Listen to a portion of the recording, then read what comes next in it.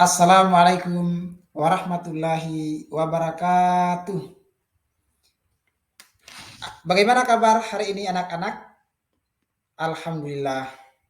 Semoga kabar kalian tetap sehat walafiat ya.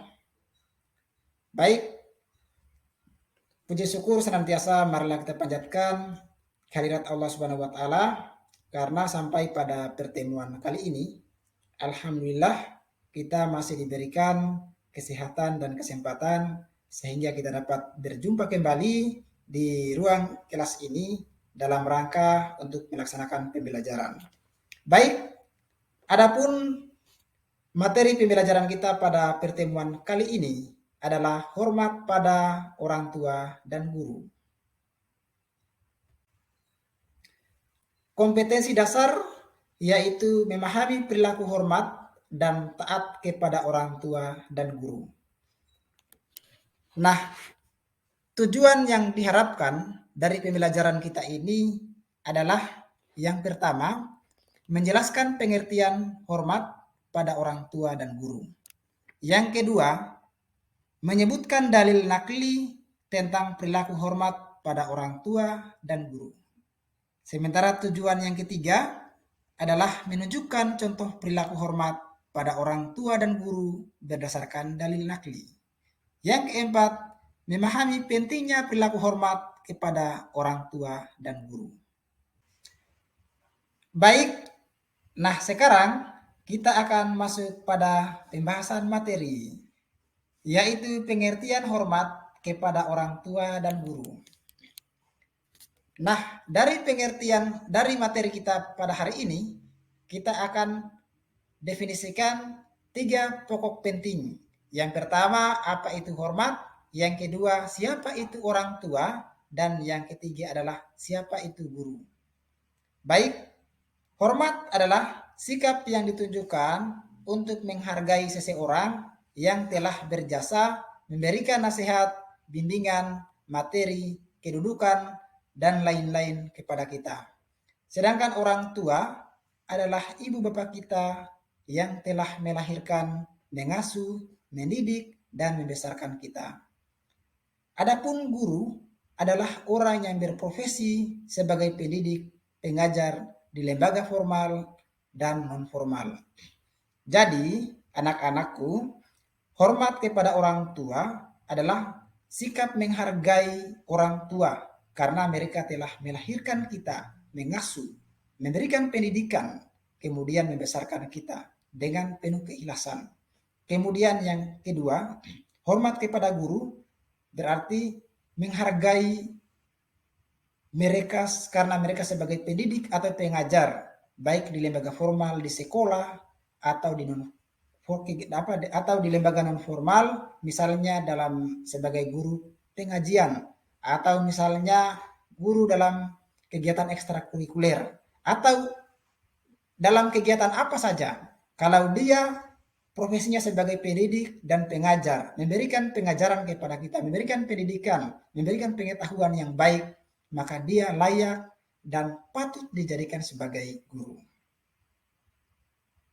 Baik anak-anakku sekalian, setelah kita mempelajari dalil nakli, sekarang sikap yang mencerminkan hormat dan patuh kepada orang tua. Yang pertama adalah bicara sopan dan tidak membentak.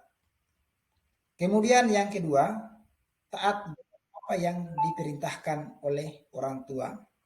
Yang ketiga, tidak meninggikan suara. Dalam hal ini berarti berlemah lembut, sopan dan menjaga sikap. Yang keempat, menasehati orang tua dengan bahasa yang sopan. Dalam interaksi kita dengan orang tua, bisa jadi kita akan diminta untuk memberikan masukan atau nasihat dalam satu masalah. Oleh karena itu, apabila diminta, maka kewajiban kita menyampaikan nasihat atau masukan dengan bahasa yang sopan, halus, dan lembut. Yang kelima, sikap kita adalah menjaga amanah yang diberikan. Ini penting anak-anakku sekalian, karena satu amanah yang diberikan itu adalah bentuk kepercayaan. Maka selayaknya kita harus menjaga amanah yang telah diberikan oleh orang tua. Misalnya kita dititipkan di sekolah untuk belajar menuntut ilmu, maka sikap kita dalam bentuk amanah adalah belajar dengan sungguh-sungguh. Yang keenam, mendoakan kedua orang tua. Yang keenam adalah mendoakan mereka. Nah, tugas kita yang paling utama atau paling mulia kepada kedua orang tua adalah mendoakan mereka dengan segala kebaikan, segala nasihat yang telah diberikan, baik kita dalam keadaan seorang diri atau kita dalam keadaan ibadah, senantiasa kita selipkan untuk doa kepada kedua orang tua yang paling kita sayangi.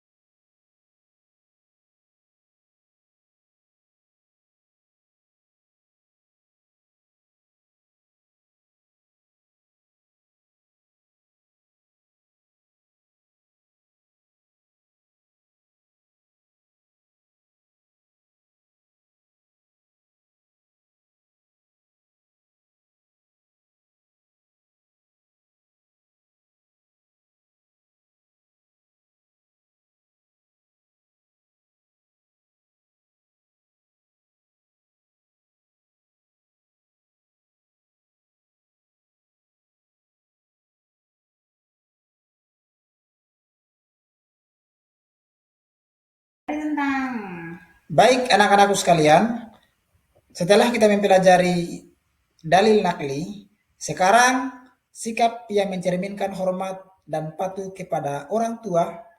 Yang pertama adalah bicara sopan dan tidak membentak.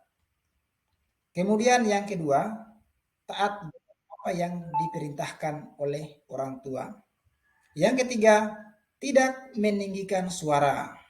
Dalam hal ini berarti berlemah lembut, sopan dan menjaga sikap. Yang keempat, menasehati orang tua dengan bahasa yang sopan. Dalam interaksi kita dengan orang tua, bisa jadi kita akan diminta untuk memberikan masukan atau nasihat dalam satu masalah. Oleh karena itu, apabila diminta, maka kewajiban kita menyampaikan nasihat atau masukan dengan bahasa yang sopan, halus, dan lembut. Yang kelima, sikap kita adalah menjaga amanah yang diberikan.